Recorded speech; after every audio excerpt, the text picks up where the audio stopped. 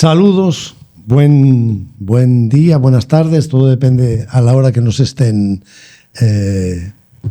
visualizando, siguiendo.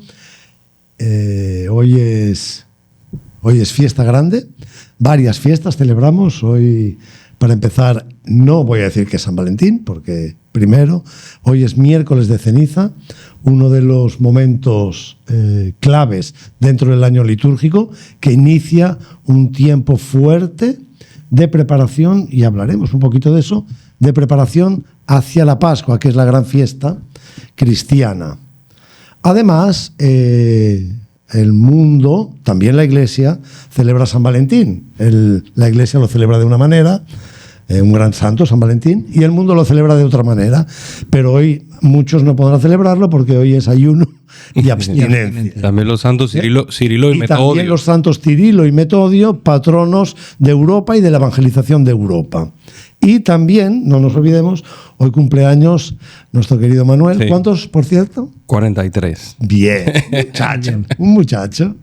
Pues estupendo, todo esto celebramos y esto nos lleva a querer hablar un poquito de la celebración más importante de hoy, que es miércoles de ceniza y la entrada a este tiempo de la Cuaresma, que es un tiempo fuerte y que tenemos que entender bien.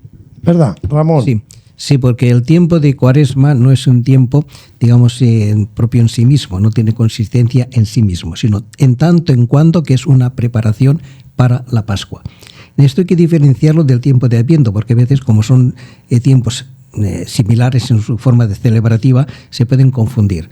El Adviento no es un tiempo de preparación para la Navidad.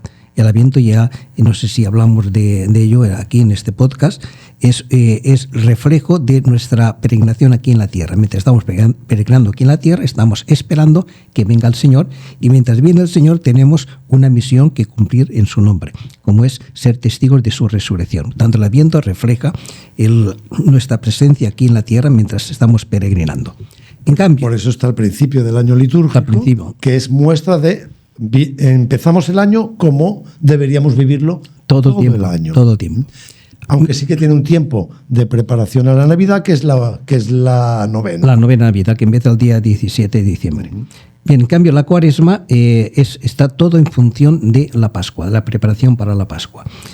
Y de alguna manera la Cuaresma es, tal como tenemos actualmente, es una condensación de lo que era el catecumenado en la Iglesia primitiva, lo que era la preparación para el bautismo, la confirmación y la Eucaristía, es decir, para la admisión plena en la Iglesia de las personas que iniciaban un camino de conversión.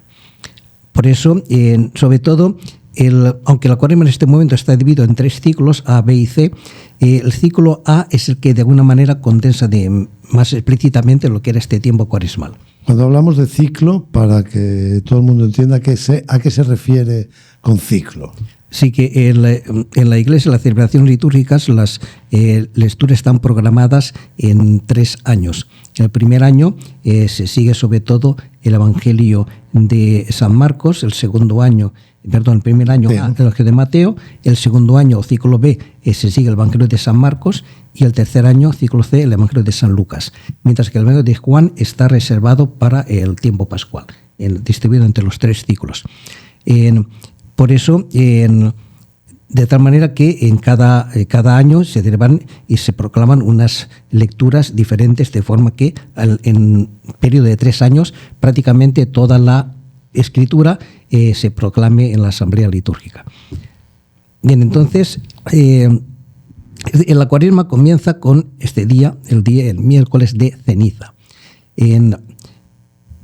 ¿Por qué el miércoles de ceniza? Porque el miércoles de ceniza hasta el domingo de Pascua cumple exactamente 40 días. Sería bueno aclarar, que ya lo aclaramos cuando hicimos un episodio sobre la Pascua, ¿por qué cambia? Porque hoy, por ejemplo, cayó 14 de febrero, que es una fiesta lunar. Sí, porque la Pascua se celebra según el calendario lunar, no calendario solar. La Pascua se celebra el domingo siguiente al primer solsticio de la luna de primavera. Entonces en el mundo judío sería el 14 de Nisan. En cambio, nosotros no celebramos justamente el día 14, sino el domingo. el domingo siguiente al 14 de Nisan. A veces puede coincidir que a 14 de Nisan coincida con domingo o a veces no. Tanto ese es el momento de la celebración de la Pascua, es variable, de la forma que también la Cuaresma cambia según los años. Este año se adelanta bastante, Sí. Porque justamente en mitad de febrero es cuando ya se inicia este proceso. Bien, Una pregunta, la Cuaresma como tal, ¿tenemos alguna idea de cuándo empieza a celebrarse? Porque además la Cuaresma corresponde con un tiempo Sí. anterior de celebración en Israel, ¿correcto? bueno, hay que tener en cuenta, porque la Iglesia muchas veces, las celebraciones litúrgicas de la Iglesia las recoge o las hereda de las celebraciones litúrgicas de Israel.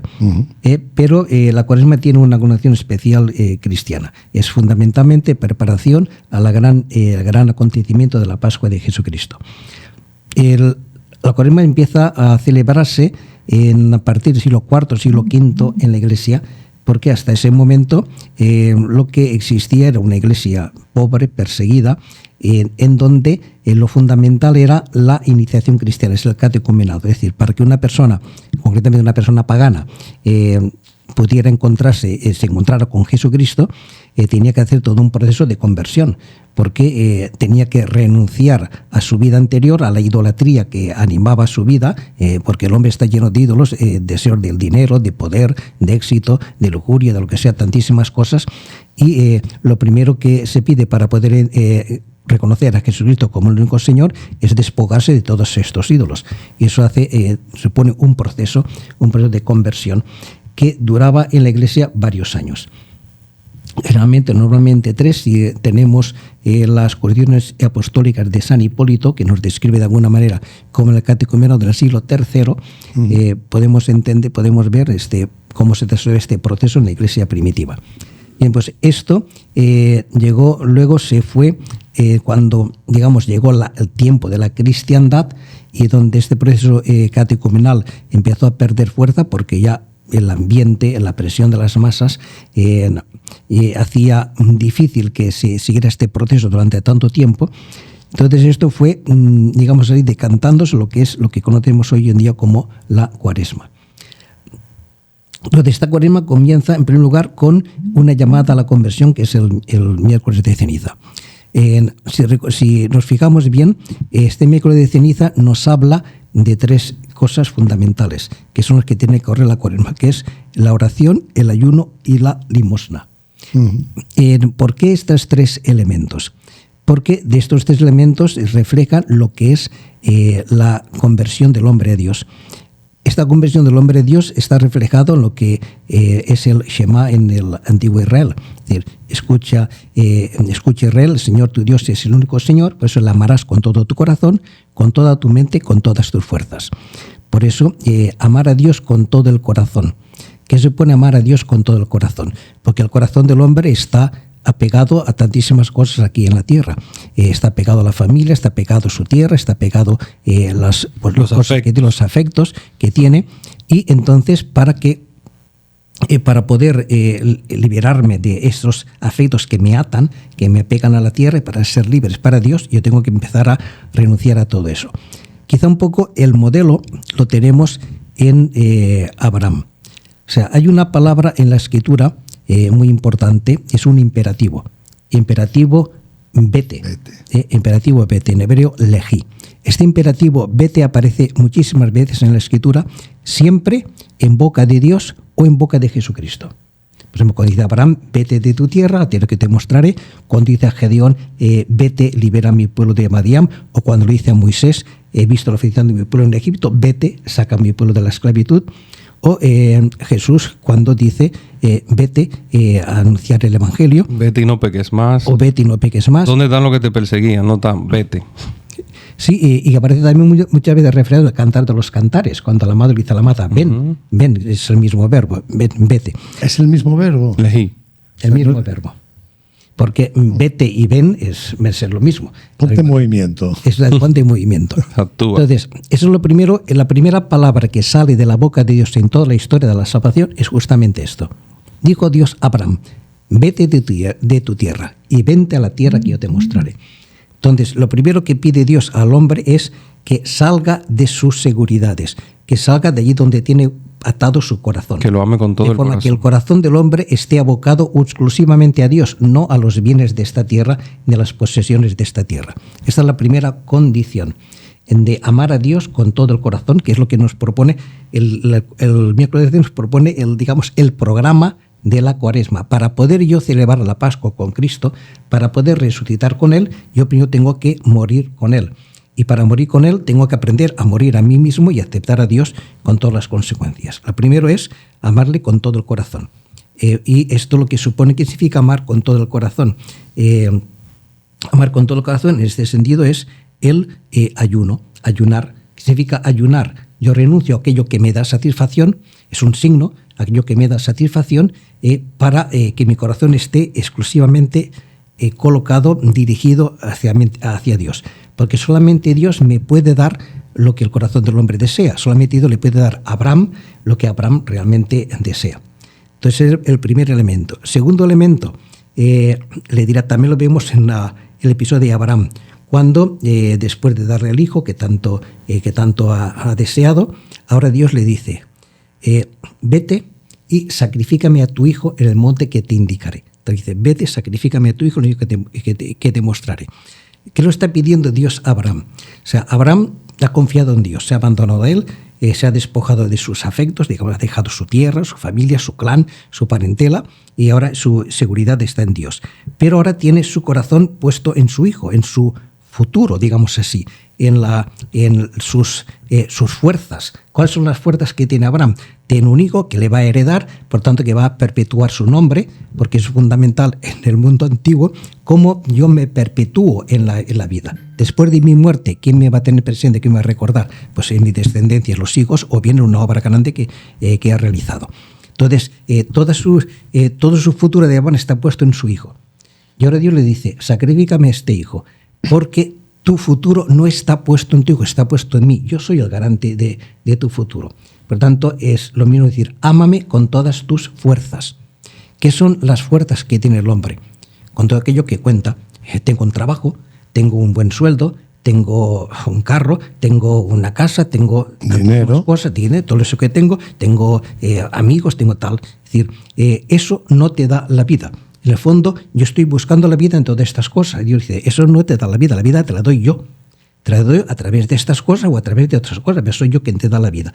Tanto para poder que tú tener vida eterna, tú tienes que estar dispuesto a sacrificar tus fuerzas, que es lo que hace Abraham. Tanto eso significa lo mismo que entrar en la pobreza. No apoyarte en tu riqueza, sino despojarte de todo para fiarte de Dios. Esa es la pobreza que se traduce en la limosna, por ejemplo. Entonces, ahora bien, y Abraham está dispuesto a sacrificar a su hijo, aunque él no entiende por qué. Sin embargo, dice, bueno, Dios hasta ahora me ha sido fiel. Si Él me pide esto, Él sabrá por qué. Yo me fío de Él y está dispuesto a sacrificarle. Y ahí viene el tercer elemento fundamental. Es decir, porque tanto una cosa como la otra, dejar la tierra, la casa, la parentela, esto es una cosa absurda. Porque en el mundo antiguo, quien te defiende, allí no hay policía, ni hay Estado de Derecho, ni cosa por el estilo. Entonces, quien te defiende es tu clan. Uh-huh. Abandonar el clan es ponerse a merced del enemigo. A merced es un riesgo tremendo. Entonces, lógicamente, es una cosa que no entra en la cabeza, es absurda. Y ahora más, sacrificar a tu hijo, el hijo de la promesa, que Dios me ha prometido y ahora me lo quita. O sea, eso no se entiende en absoluto. Entonces Abraham tiene que aprender una cosa, tiene que entrar en la obediencia, es decir, amar a Dios con toda su mente. Sacrificar la razón. Sacrificar la razón. Es decir, no entiendo, pero yo sé que Dios me ama y por tanto yo acepto, aunque no entienda a dónde me lleva esto, pero yo me fío de Dios. Esto es lo más difícil de todo esto, es amar a Dios con toda tu mente. Y esto es lo que supone la obediencia y lo que supone la oración. Porque cada uno de estos elementos tiene su contrapartida. El abandonar la tierra, amar a Dios con todo el corazón, significa el vivir en castidad. De forma que mi corazón no es un corazón que está adúltero prostituido con otros dioses, con otros ídolos, sino únicamente está consagrado a Dios. Eso significa la castidad. Y en segundo lugar, el amar a Dios con todas las fuerzas significa la pobreza. Estar dispuesto a apoyarme en Dios, no en mis obras, en mis posesiones, sino únicamente en Dios. Y esto se expresa a través del signo, así como el primer caso se da a través del signo del ayuno. Estoy dispuesto a renunciar a mis comodidades, a mis placeres. Eso empieza con el signo de la limosna, es decir, que yo desprecio aquello que me da seguridad, como está concretado en el dinero. Y amar a Dios con toda la mente supone entrar en la obediencia, y esto supone la oración. Porque la oración es una arma para combatir, para entrar en la voluntad de Dios. La expresión más clara de este concepto de oración lo tenemos en Jesucristo, en Getsemaní. Allí Jesús en Getsemaní tiene que entrar en la voluntad de Dios, en algo que a su razón y a todo su ser le repugna, se revela. Por eso Jesús suda sangre en este combate, y por eso pide a sus discípulos: por favor, rezad conmigo, no me dejes solo, porque este es un momento difícil. Porque en la pasión de Cristo lo más duro fue Getsemaní. Fue este combate con el demonio, que le decía que era un absurdo, que era una estupidez, que Dios se había equivocado, y Jesús tiene que combatir y tiene que entrar en la obediencia al Padre. En el momento que Jesucristo entre en esta obediencia al Padre y que se haga tu voluntad, no la mía, el combate ha cesado. La cabeza del demonio ha sido aplastada.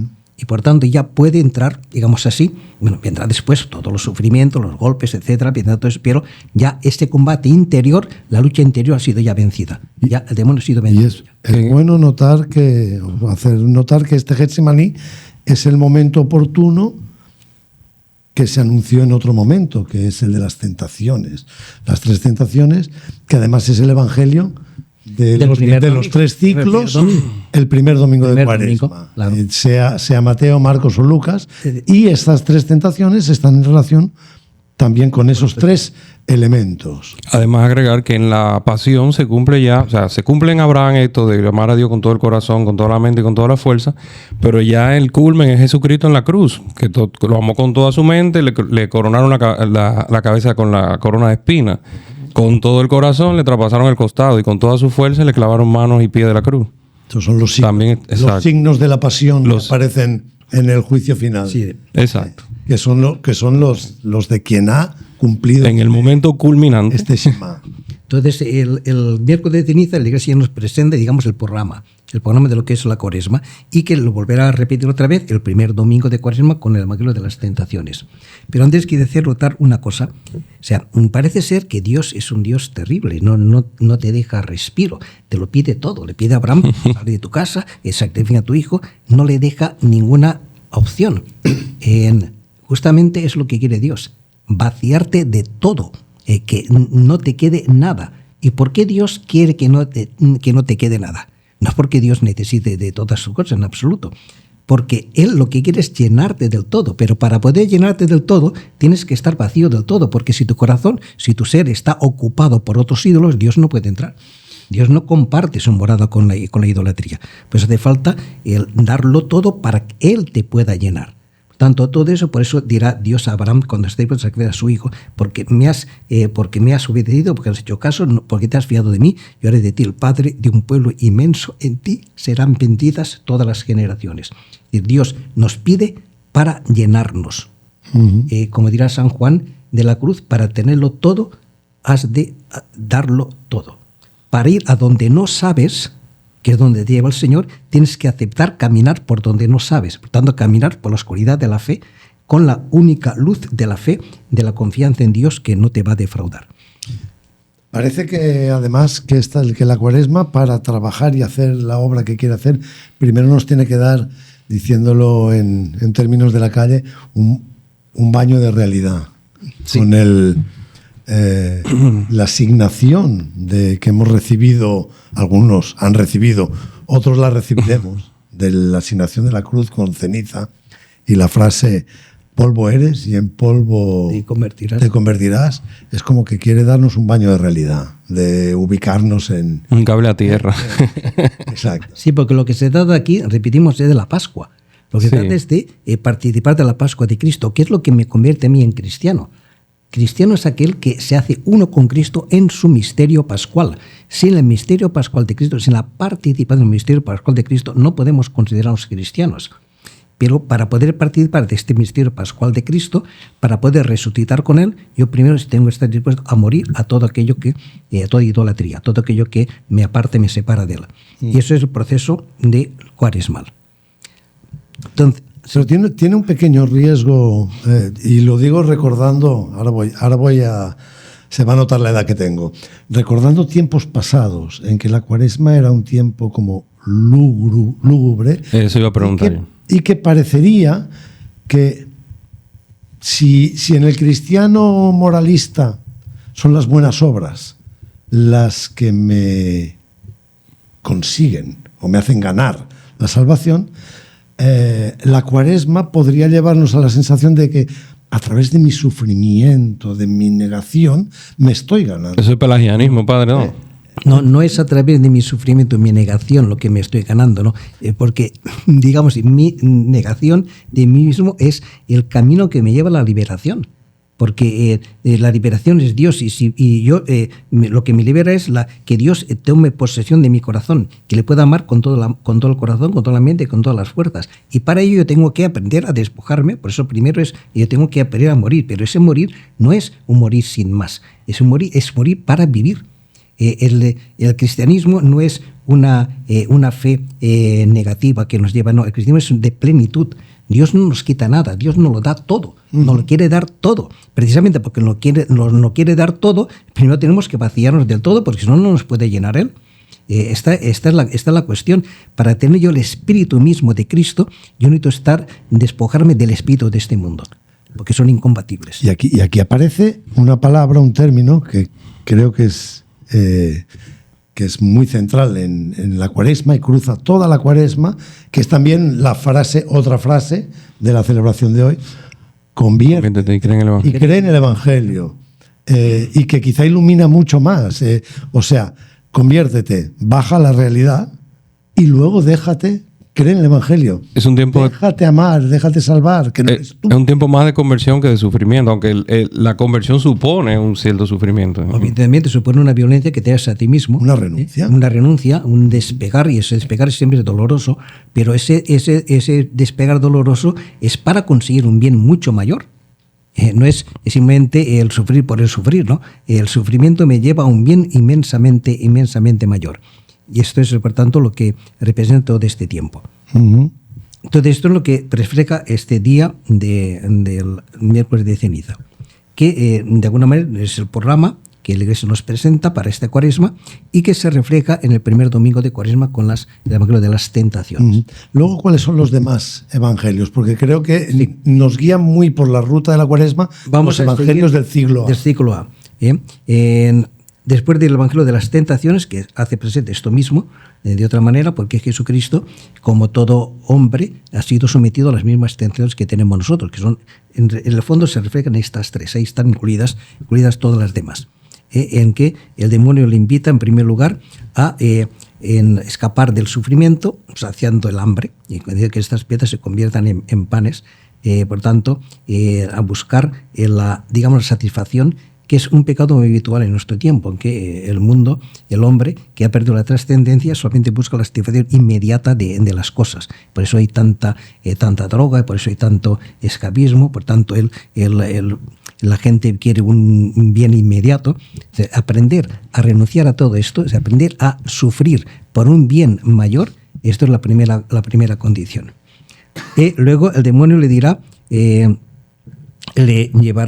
mira, en tu vida es un desastre y además tal como Dios la ha concebido no va a ir a ninguna parte, porque ¿quién va a creer en un crucificado, en un fracasado? No, lo que tú tienes que hacer es mostrarte quién eres tú y mostrar tu fuerza, tu poder, y tú tienes poder para convencer y avasallar al mundo. Es decir, busca una vida no según el plan de Dios, sino según tu concepción. O sea, independízate de Dios y busca tu propia voluntad. Cuando dice, échate desde el pináculo del templo, entonces todo el mundo verá esa obra maravillosa y todo el mundo creerá en ti y se postrarán ante ti. En el fondo estáis diciendo que te sigan a ti, no a Dios. Y por eso Jesús dirá, también está escrito, no tentarás al Señor tu Dios. Es como querer enmendarle la plana a Dios. Exactamente. Un poco lo que hizo Abraham, bueno, será que tengo que ayudarle a tener el hijo, y voy a tenerlo con la esclava. esclava. Abraham tuvo sus equivocaciones y demás, y Dios le tuvo que corregir en la historia.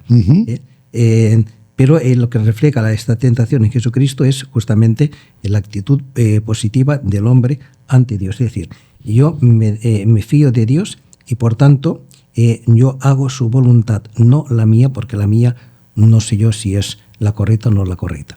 Por tanto, contra ese pecado es el pecado fundamental de mucha gente, que es el peor de la murmuración. No entender la historia y por tanto renegar, decir, Dios se ha equivocado de mí, ¿por qué permite esto? ¿Por qué este sufrimiento? ¿Por qué se me ha muerto fulanito? ¿O por qué me han echado al trabajo? ¿O por qué tantísimas cosas? Es decir, no entienden la acción de Dios y renegan, murmuran contra Él. Que eso es lo importante de ver, que esas tres tentaciones son actuales, se cumplen hoy en cada uno de nosotros, no solamente en Jesucristo. Esas mismas tres tentaciones las tenemos todos. Y algo que llama la atención ahí es que el demonio habla, pero lo habla de manera lógica. Le dice, sí eres hijo de Dios. O sea, en lógica se habla de sí, solo sí, no. Entonces le dice, si tú eres hijo de Dios, o sea, demuéstrame que tú eres hijo de Dios, convirtiendo esa piedra en pan. ¿Lo invita? De eso ya hemos hablado, el modus operandi del demonio. Exacto, pero que hoy, más que nunca, el demonio es lógico hablando de que, mira, una pobre niña que fue violada, ¿por qué no puede ser esa niña intervenida? Una pobre mujer que se puede morir, ¿por qué no entra? O sea, ese lenguaje demoníaco es un lenguaje ambiguo. Muy lógico, muy comprensivo. Te dice lo que a ti te gusta. Exactamente. Etcétera, te halaga. Pero están mintiendo. Primero lo hace con un lenguaje muy bonito, muy sofisticado, y segundo, ataca por las tres partes que son nuestros tres puntos débiles, o sea, esas tres tentaciones del pan, de la historia y de los ídolos. Y la forma de la actitud de Jesucristo es muy significativa. Jesucristo no dialoga con el demonio, sino le corta. Exacto. Le corta. También está escrito, no temerás al Señor tu Dios. Exacto. Está escrito que si te tiras, vendrán sus ángeles y te recogerán para que tú no te pegues en la piedra. Que fue el error de Eva. También está escrito, no temerás al Señor tu Dios. El error de Eva fue dialogar con el demonio, intentar convencerle de que no es así y no es demás, no. Y luego la tercera tentación es cuando le pone en el alto de un monte y le muestra a todos los reyes de la tierra. Y todo esto es mío. Y si tú me adoras a mí, yo te lo doy. Es decir, si uno adora al demonio, adora a los hijos de este mundo, el demonio se lo facilita todo. Es decir, es construir un mundo, que es lo que está haciendo en este momento la humanidad, construir un mundo al margen de Dios, es construir la torre de Babel, intentando llegar hasta el cielo, al margen después de abandonar a Dios. Entonces está el ateo de la idolatría, pensar que son los ídolos de este mundo los que a mí me van a dar la vida, me van a dar la felicidad. La realidad es... Y que esas tres tentaciones están con las tres propuestas, o sea, contra la idolatría, la limosna, contra la tentación de la historia, entonces la oración. Exacto. Y contra el pan, el ayuno. El ayuno, exacto. Este es el primer domingo. Entonces... Segundo domingo, siempre es el mismo también, es el domingo de la transfiguración del Señor. Es importante este tiempo de la transfiguración porque hay que entender el sentido que tiene esta transfiguración. Porque dice que se trasladó a un monte alto. Si seguimos el Evangelio de San Mateo y también Marcos, en este sentido, entienden mucho mejor. Porque antes de este episodio de la transfiguración está colocado la confesión de Pedro en Cesarea de Filipo, donde Pedro dice, tú eres el Cristo, el Hijo de Dios vivo, y donde Cristo por primera vez anuncia a sus discípulos su pasión. Mira que vamos a Jerusalén y ahí Hijo del Hombre tal. Y dice, 6 días después se transfiguró en monte alto. Ese día de la transfiguración es un día muy significativo en la historia de Israel porque es el día en que se celebra la fiesta de las tiendas, en donde Dios se manifestó en el Sinaí, se manifestó a su pueblo y ahí Cristo se va a manifestar con toda su gloria a sus discípulos. Por tanto, sí, ¿por qué 6 días después? Porque 6 días antes de las tiendas se celebra el Yom Kippur. El Yom Kippur en el que el pueblo descarga sus pecados sobre el Cordero, que es llevado al desierto para morir llevando los pecados del mundo. Justamente el día del Yom Kippur, Cristo anuncia su pasión. Dice, yo soy el verdadero Cordero que vengo a quitar el pecado del mundo, cargar con el pecado del mundo. Y también el sumo sacerdote proclama el nombre de Dios, que es lo mismo que hace Pedro. Allí tú eres el Hijo de Dios vivo.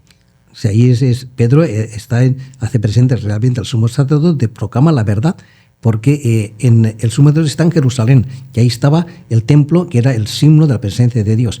pero en Cesarea de Filipo está la misma presencia de Dios, la realidad. Y es Pedro el que dice, tú eres el Hijo de Dios vivo. Bien, pero ese día es el día del Yom Kippur y el día de la transfiguración es el día de la manifestación de Dios en el Sinaí. De ahí es donde Cristo se manifiesta con toda su gloria ante sus discípulos. Pero dice que aparecen allí dos testigos, Moisés y Elías, que sino de la ley y de los profetas del Antiguo Testamento, que estaban hablando con él. ¿De qué hablan? San Lucas no lo especifica. Hablaban de su próximo tránsito que debía de producirse en Jerusalén, donde están hablando de la pasión de Cristo. Porque ese momento de la transfiguración hace presente que el momento de la pasión. San Juan en esto lo habla claramente cuando entiende la pasión de Cristo como momento de la glorificación de Cristo. Es ahí donde el Señor muestra su gloria. ¿Dónde se manifiesta la gloria de Dios? ¿Dónde el mundo glorifica a Dios? Cuando ve las obras maravillosas que Dios ha realizado. Por ejemplo, cuando Israel es liberado de Egipto y atraviesa a través del mar, el pueblo glorificó en todo un canto de gloria y de alabanza a Dios, porque ha hecho una obra grandísima. Ha liberado un pueblo de la esclavitud de otro pueblo. Pues bien, en el momento de la Pascua de Cristo es donde Dios realiza la obra más grande de todas, donde libera a la humanidad entera de la esclavitud del demonio. Es el momento donde Dios muestra su gloria, lo que es el amor inmenso que tiene al pueblo, que por amor a este pueblo es capaz de donarse, de entregarse a sí mismo para que este pueblo tenga vida. Por tanto, ahí en la transfiguración Cristo muestra la gloria que se hará real, presente en la Pascua. Tanto nos está indicando el camino hacia la Pascua. Es el momento de la transfiguración. Okay. Luego, en el tercer domingo, siguiendo siempre el ciclo A, tenemos el Evangelio de la mujer samaritana. Este Evangelio es muy importante porque hemos dicho que Cristo ha venido a quitar el pecado del mundo, a cargar con el pecado del mundo. Pero para poder cargar con el pecado del mundo, primero yo tengo que darle mis pecados a Él. Por eso podemos entender cómo en las bodas de Caná, cuando María le dice, no tienen vino, ¿qué le está diciendo con esto no tienen vino? Dice, ves tú que no tienen vida, no tienen esperanza, no tienen alegría, dales la vida. En el fondo está diciendo, muere por ellos, da la vida por ellos. Y Jesús dirá, mujer, que hay entre tú y yo, todavía no ha llegado mi hora. Ahora yo no puedo morir. Porque si muero ahora, todavía no me han dado sus pecados, por tanto mi muerte sería inútil. Hay que esperar a que me descarguen sobre mí sus pecados y entonces sí. Por eso no ha llegado mi hora, porque está esperando a que llegue el momento de la hora. Por eso Jesús se va a encontrar con diferentes figuras, de alguna manera femeninas, pecadoras, que de alguna forma van a descargar los pecados sobre él, y él va acumulando estos pecados, y llegará el momento definitivo cuando se produzca el rechazo total de Israel, cuando el sumo sacerdote, en nombre de todo el pueblo, dirá, tiene que morir uno para que no perezca la nación entera. En ese momento se consuma el pecado de Israel sobre Jesucristo. Y a continuación, Cristo dirá, le ofrecen la unción en Betania, donde hay una mujer que le unge los pies, para mi sepultura, le está diciendo, da la vida por mí. Y esta es una mujer, sí que es una mujer pecadora, porque en Caná, María, eso dice, ¿qué hay entre tú y yo? También no ha llegado a mi hora. ¿Por qué? Porque yo no tengo pecados y tú no tienes pecado. Tanto tú no puedes sacar tus pecados sobre mí. En cambio, María de Betania es de que es una pecadora. Está diciendo, toma mis pecados, muere por mí. Y al día siguiente Jesús sube a Jerusalén y dice, ha llegado la hora. Entonces, esta mujer samaritana es muy importante porque ella aparece un signo, en primer lugar, dirá que Jesús tenía que ir de Jerusalén, de Judea a Galilea, y tenía que pasar por Samaria. Uno, si mira un poco la geografía de Israel, obviamente está en el sur Judea, en medio Samaria, al norte Galilea. Bueno, lógico, tiene que pasar por Samaria, pero no es tan lógico, porque Jesús está en el valle del Jordán, el río Jordán. Y para ir de Jerusalén o de Judea a Galilea, lo que hace es remontar el curso del Jordán, que es la ruta de entonces y la ruta también habitual de ahora. Entonces, para ir a Samaria tiene que dar un desvío, tiene que desviarse hacia la izquierda bastante para llegar a Samaria. Pero dice el Evangelio, tenía que ir. Un verbo, una partícula importante es edei, en griego en este caso, que significa algo que hay que hacer. Imperativo. Un imperativo. ¿Por qué tenía que ir Jesús a Samaria? En primer lugar, ¿qué es Samaria? O el pueblo samaritano. El pueblo samaritano es una refundación, digamos, en una mezcla del antiguo pueblo de Israel, que recordemos fue deportado en el año 722, y fue recolonizado por diferentes pueblos que venían concretamente de cinco. Eso está en el libro de Reyes. El libro de los Reyes, 5 lugares distintos, cada cual venía con sus dioses respectivos. Pero claro, en Samaria está Yahvé. Y por tanto, estos pueblos dijeron al rey de Asiria: mira, envíanos a alguien que nos explique cómo es la región de este lugar, porque desde que hemos llegado aquí las cosas no han ido mal, señal de que el Dios de este lugar está molesto con nosotros. Entonces le envió a un levita que les instruyó en el yavismo. Entonces hubo ahí un sincretismo, una mezcla sí, entre el yavismo y estos ídolos.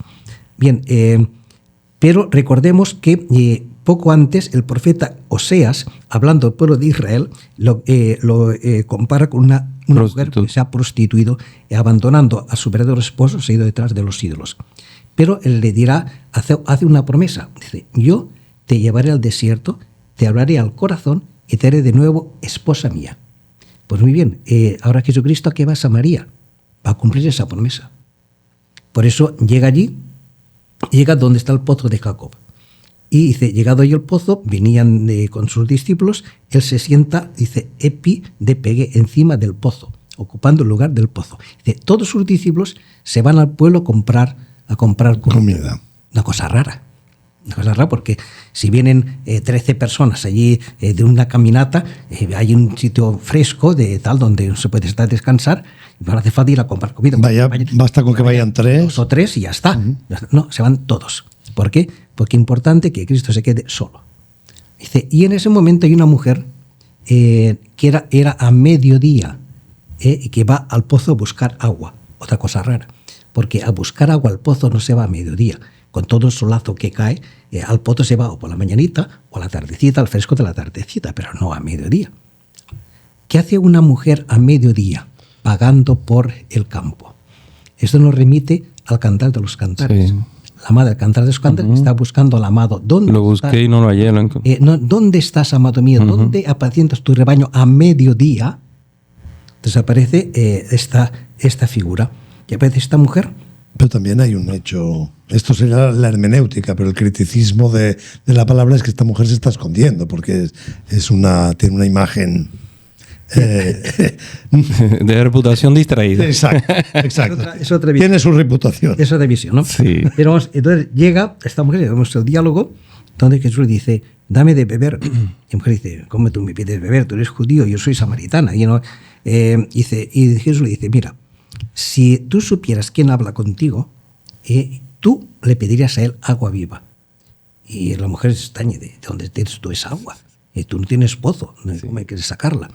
Y Jesús le dirá, mira, el que beba del agua de este pozo volverá a tener sed.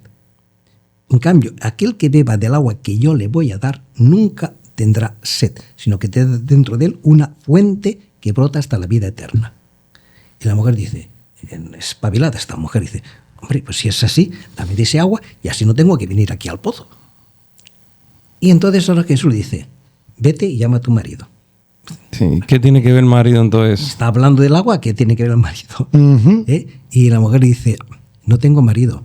Y Jesús dice, es cierto, has tenido 6, has tenido 5, y el que tienes ahora no es tu marido. ¿De qué está hablando aquí de esos 5 maridos?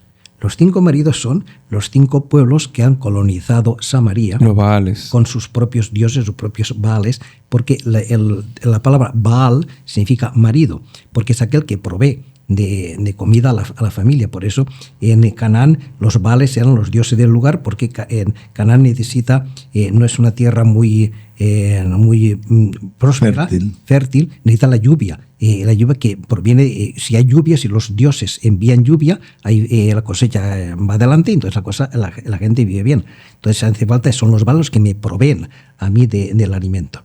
Entonces dirá, has tenido hasta ahora 5 maridos, y aquí tienes ahora, que es este sincretismo de mezcolanza, que es el samaritanismo, tampoco es tu marido. Tampoco aquellos 5 maridos no te han dado a ti la felicidad que tú buscabas. Y este tampoco. Entonces le está pidiendo eso muy bien. Si para darte este agua viva, tú necesitas renunciar a tus maridos, renunciar a tus ídolos, a aquellos que te alimentan, para descubrir quién es el verdadero alimento, quién es aquel que te da verdaderamente el agua de vida eterna. Y al final Jesús, para no hablar mucho, sí. Al final Jesús, cuando venga, le dice la mujer, cuando venga el Mesías nos explicará todo. Dice, yo soy el que habla contigo. Entonces Jesús se manifiesta a esta mujer como el séptimo, el verdadero marido. Yo soy aquel que te da el agua viva. Yo soy aquel que te da que te sostiene tu existencia, tu su vida. Y dirá que entonces la mujer dice que en ese momento, soltando el cántaro, se vuelve a su pueblo para contar a la gente lo que ha vivido. Dice, ¿por qué suelta el cántaro? Porque ya no necesitas agua, ya tiene el agua. Tiene el agua viva, ya no necesita ir al pozo, ya no necesita el cántaro para nada. Entonces aquí aparece esta relación en que esta mujer pecadora se encuentra con Cristo, de alguna manera descarga sus pecados sobre él y queda transformada. Por tanto, es el Evangelio del tercer domingo. Ya nos vamos acercando poco a la paz. El cuarto domingo tenemos otro Evangelio muy importante, que es el Evangelio del ciego de nacimiento. Recordemos un poco el Evangelio, historia. Hay un señor ciego de nacimiento que todos los días se sienta en una esquina de Jerusalén a pedir limosna. Entonces pasan allí Jesús y sus discípulos. Los discípulos le preguntan, mira, este hombre nació ciego. ¿Por qué nació ciego? ¿Quién pecó? ¿Él o sus padres? Porque en la mentalidad antigua se pensaba que muchas veces que una enfermedad o cualquier desgracia era consecuencia de los pecados que había cometido esa persona o había cometido sus parientes. Jesús le dirá, ni él ni sus padres. Ese está ciego para que se manifieste la gloria de Dios. Entonces, ¿qué es lo que hace Jesús? Dice que entonces se fue allí e hizo con la saliva, hizo un barro, y el polvo de cielo barro, y se lo untó en los ojos del ciego. Y dice, ahora vete y lávate, vete. Y también la palabra vete y lávate la piscina de Siloé. Claro, el ciego está allí tan tranquilamente, oye que gente se está acercando, piensa que le van a dar una buena limosna, y de repente, ¡plof! Lo ensucia. Un pedazo de Dame algo, toma. Vete a lavar, claro. Vete. Claro que me voy a lavar. Iría, pues ya te puedes imaginar, que renegando todo el mundo a lavarse. Pero lo importante es que dice, se lavó y vio. Ya este hombre descubre una cosa. Descubre que lo que le ha dado es la vista que antes no tenía. ¿Y cómo lo ha hecho? Lo ha hecho a través de su saliva y el barro. ¿Cómo Dios nos da la vista? Nos da la vista a través de su palabra, que mezclado con el polvo de la tierra que somos nosotros. Tanto es Dios a través de su obra, de sus acciones, Dios que nos habla constantemente en la historia, es la que nos va hablando, nos va preparando para este encuentro con Él. De forma que este hombre, que era ciego de nacimiento y que por tanto la vida pensaba que era así, siempre había sido así, no había más remedio, ahora Cristo le va a sacar de su situación y le va a llevar a una vida nueva. Le va a dar a reconocer la vista. ¿Qué es la vista? ¿Qué es ver? Ver significa poder contemplar las obras que Dios ha realizado en tu vida, en tu historia. El hombre está ciego y está también mudo porque no ve y no escucha a Dios en la historia. Y piensa, por tanto, que Dios está ausente, que Dios no tiene nada que ver con él. Por eso está ciego en la vida, no sabe en cómo caminar, no puede orientarse, no puede dirigir bien su vida porque no sabe cómo está dando, como decimos vulgarmente, palos de ciego, buscando la vida en el trabajo, en el dinero, en el poder, lo que sea, para no encontrarla absolutamente nada, porque no ve el amor de Dios. No ve el amor de Dios. Entonces, pero en este evangelio hay algo más fundamental, más importante, que es la oposición ideológica rabiosa que eso genera. Sí. Frente a los hechos. La ideología. Porque ahora aparece otra realidad. Entonces, claro, este hombre ve y entonces va proclamando que alguien le ha dado la vista, que este Jesús de Nazaret se ha dado la vista. Pero resulta que era sábado ese día. Parece ser que en los evangelios Jesús tiene la manía de... Se empeña. Bueno, Como que se recogía de lunes a viernes. y entonces le preguntan, oye, ¿quién ha dado la vista? Pues sí, Jesús, este profeta de Nazaret y tal. Y dicen, bueno, entonces ahí aparece una situación. Los fariseos que no están dispuestos a creer porque a veces, aunque uno vea y tenga evidencias delante de sí, sin embargo, su voluntad se niega a creer, porque eso significaría aceptar a Cristo, significaría aceptar que yo estoy equivocado, tanto convertirme y por tanto volverme a Él. Y muchas veces el hombre no está dispuesto a convertirse, no está dispuesto a cambiar de actitudes. Todo lo que tiene que hacer es negar el hecho, que es un hecho evidente. Entonces, lo primero que dicen, tú no eres ciego, tú eres otro. A ver si eres o no eres. Llaman a sus padres y dicen, ¿es este vuestro hijo que nació ciego? Y dice, sí, es este. Ahora, como recoge la vista, no lo sabemos. A mí no me meta. Edad tiene. Se lavan las manos un poco, ¿no? Y entonces, una vez visto, sí, es este, entonces dice, bueno, vamos a ver, ¿y cómo te devolvió la vista? Pues hizo barro, hizo tal, hizo cual, no sé cuántos. Y dicen, ante este hecho, presenta la ideología. No puede ser porque hoy es sábado y por tanto está conculcando el sábado. Por tanto, es un pecador. Y por tanto, este hombre no merece consideración. Y ahora aquí aparece un diálogo muy importante entre el antiguo ciego y los fariseos. El ciego que argumenta desde la realidad, desde los hechos, desde la verdad. Mira, yo no entiendo de ideologías si esto es por aquello. Yo solamente sé una cosa, que yo era ciego y ahora veo. Y que yo sepa, Dios no escucha a los pecadores. Por tanto, si este hombre me ha dado a mí la vista, es porque viene de Dios. Esto es lo lógico, esto es lo evidente. Pero los fariseos no aceptan esta lógica, no aceptan esta verdad, porque están imbuidos en su ideología y por tanto lo que hacen es rechazarle, expulsarle, de que es un pecador y lo echan prácticamente de la sinagoga. Aquí lo que hace aquí este ciego es hacer una cosa muy importante, que era importante en la iglesia primitiva, que era confesar públicamente la fe. Que es lo que hace este ciego, confesar públicamente lo que Cristo ha hecho contigo. Y esto es un elemento fundamental en el camino cuaresmal. Porque para poder yo ser partícipe de la Pascua de Cristo, yo tengo que creer en Él y confesarle a Él en público. No puedo yo quedarme para mí. Si yo creo en Jesucristo, pero por miedo, por temor, no lo confieso. Hay en esto una anécdota interesante que relata San Agustín en sus confesiones. Simpliciano tenía un amigo, era un filósofo pagano muy famoso, muy importante, se llama Victorino. Y Victorino le decía a Simpliciano, que era cristiano, oye, yo soy cristiano, yo creo en Jesucristo, yo creo en todo lo que dicen los evangelios, los demás y no sé cuántos. Y Simpliciano, no, tú no eres cristiano, porque tú, por miedo a que digan de ti lo que sea, tus amigos filósofos te rechacen, tú lo tienes escondido. Hasta que tú no lo confieses públicamente, tú no eres cristiano.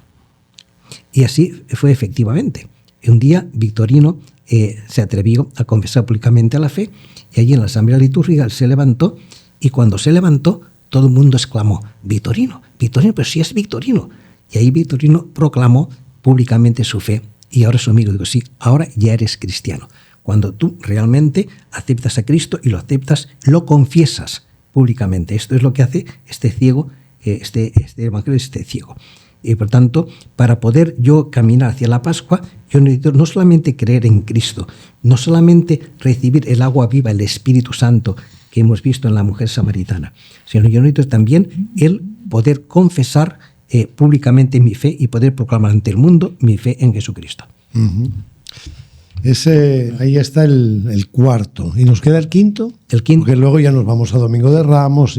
Quinto, que es la resurrección de Lázaro. Ahí aparece otra realidad. Aparece Lázaro, que es signo también del pueblo, un Lázaro que ha muerto. O sea, es el pueblo que lejos de Dios pues encuentra la muerte. Sin embargo, ya aparecerá, viendo paso por paso, dirá que Jesús está al otro lado del Jordán y Lázaro, que es su amigo, cae enfermo. Entonces su hermana Marta le envía un mensaje a Jesucristo diciendo, mi hermano está enfermo, acude por favor a curarlo. Pero Jesús, cuando recibe el anuncio, no se pone en marcha inmediatamente, sino que espera 4 días. Y al cabo de 4 días dice, vamos a Judea porque Lázaro está dormido y voy a despertarlo. Es decir, Jesús espera a que Lázaro muera y espera 4 días, de forma que cuando llega, Lázaro ya está enterrado y lleva 4 días muerto. ¿Por qué esos 4 días muerto?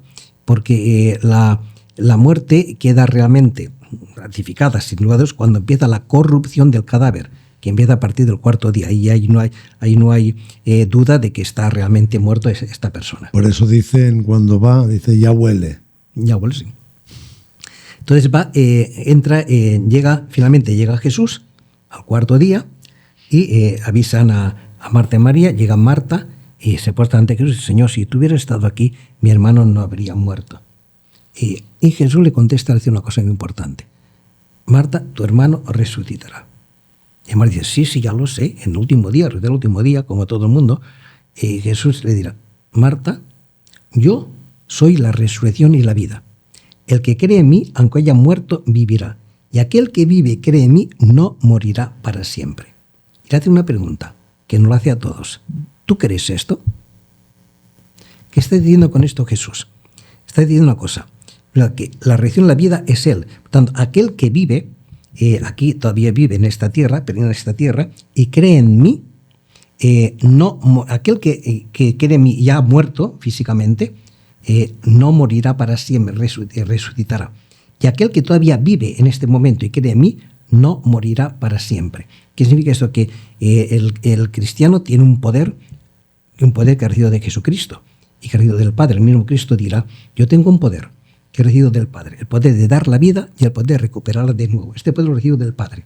Tiene el poder de dar la vida y por tanto de entrar en la muerte sin morir. Significa no morirá para siempre. Y cuando aparece una situación de sufrimiento, una situación negativa en mi vida, ahí donde todo el mundo se encuentra en estas situaciones, se desespera, se hunde, reniega, murmura, se muere. El cristiano no. El cristiano vive, tiene vida eterna. Esa es la característica propia del cristiano, que es la característica de aquel que creen, dirá San Marcos en el epílogo de su evangelio, que aquel que crea en mí le acompañarán 4 señales. Una de ellas es expulsar demonios, hablar lenguas nuevas, que significa la comunión entre los santos, y la tercera es tomarán serpientes y verán veneno, les hará daño, es decir, tener poder sobre la muerte. Esta es la característica propia del creyente, del cristiano. Tanto el cristiano tiene un poder que no tiene nadie más en esta tierra, que es el poder sobre la muerte, poder vivir en medio del sufrimiento sin morir, poder vivir como este árbol que se traslada en medio del mar, poder vivir en medio del mar, en medio de la muerte. Un árbol no puede vivir en medio de la muerte, el cristiano sí. Y esta es una situación. Perdón un momento que paremos esto. Bueno, entonces esta es una... por tanto, esta es la cuestión. Y la segunda, que aquel que haya muerto está vivo, está resucitado, porque en Dios no hay muerte. En Dios es solamente vida. Por tanto, aquel que muere físicamente en este mundo no está muerto. Los difuntos, nosotros llamamos, no son difuntos, están vivos y tienen una vida mucho más impresionante, inmensamente mejor que nuestra, que la que todos nosotros estamos llamados. Este es el punto crucial del misterio pascual, muerte y vida. De todas formas, que sepan... voló el tiempo. No, voló el tiempo, sí, pero además que sepan que este es el resumen, como ha dicho el padre al principio, de los evangelios del ciclo A. Ahora que alguno dirá, no, el padre estaba equivocado, porque mira, en la tercera semana salió otro. Sí. Salió otro porque es el ciclo B, que se centra sobre todo en el evangelio de Marcos. Esto es los del ciclo A, que son los que originalmente en la iglesia primitiva, en el proceso, digamos, de la iniciación cristiana, aparecían. De todas formas, este domingo próximo, las tentaciones, seguro. Año A, año B o año C.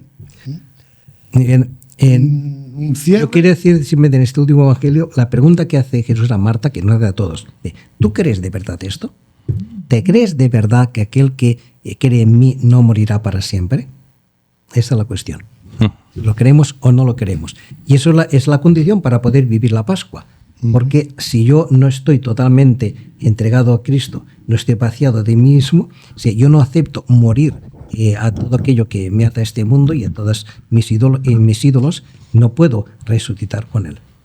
Porque este es el misterio pascual que todos nosotros estamos llamados a participar. Y repito, cristiano es aquel que participa, toma parte en el misterio pascual de Cristo. Aquel que no toma parte en el misterio pascual de Cristo no se puede llamar cristiano, por muchos apellidos y por muchos títulos que se ponga encima. ¿Lo es o no es? Esa. Pues muy bien, estamos todos entrando en esta cuaresma, esperamos, y yo diría como cierre, fundamental, creernos que del modo en que vivamos la cuaresma, viviremos la Pascua. Están en relación directa. Así que buena cuaresma y buena Pascua, y convirtámonos todos y creamos en el Evangelio. Muy bien.